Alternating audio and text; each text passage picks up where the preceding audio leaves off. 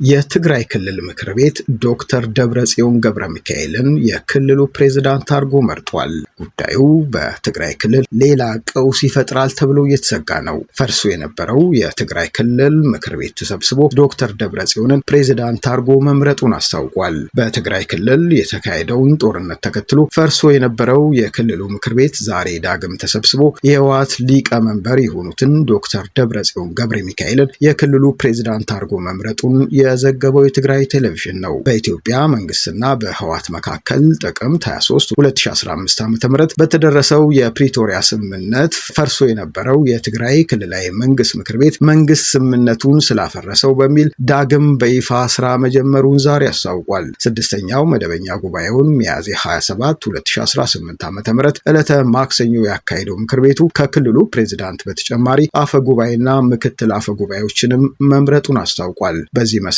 ወይዘሮ ኪሮስ ሀጎስ በአፈ ጉባኤነት እንዲሁም ወይዘሮ ምህረት በርሀን በምክትል አፈ ጉባኤነት መምረጣቸው ተገልጿል። የህወሓት ማዕከላዊ ኮሚቴ ሚያዝያ 11 2018 ዓ.ም ባወጣው መግለጫ ከ6 ዓመት በፊት ክልሉ ውስጥ በተደረገው ምርጫ የተመረጠው የትግራይ መንግስት ምክር ቤት ወደ ስራ እንዲመለስ መወሰኑን አስታውቆ ነበር። ህወሓት ይህንን ውሳኔ ያስተላለፈው ፌዴራል መንግስት ከፕሪቶሪያ ስምምነት በኋላ የተቋቋመውን የትግራይ ክልል ጊዜያዊ አስተዳደር እየመሩ ያሉ ፕሬዝዳንት ታደሰ ወረደን የስልጣን ቆይታ በአንድ ዓመት ካራዘመ ከ2 ሳምንት ገደማ በኋላ ነው። በፕሪቶሪያው ስምምነት መሰረት የተቋቋመው በትግራይ ክልል ጊዜያዊ አስተዳደርና በህወሓት መካከል ባለፉት ሳምንታት ውዝግቦች ሲካሄዱ የቆዩ ሲሆን ፕሬዝዳንቱ ሌተናንት ጀነራል ታደሰ ወረደ የቀድሞ ምክር ቤት የመመለስ ፍላጎት የክልሉን ችግር የሚያወሳስብ ነው ሲሉ በተደጋጋሚ ሲቃወሙ ቆይቷል። ዛሬ ምክር ቤቱ ከመሰብሰቡ አንድ ቀን ቀደም ብሎ ሌተናል ጀነራል ታደሰ ወረደ ባስተላለፉት መልእክት የህወሓት መሪዎች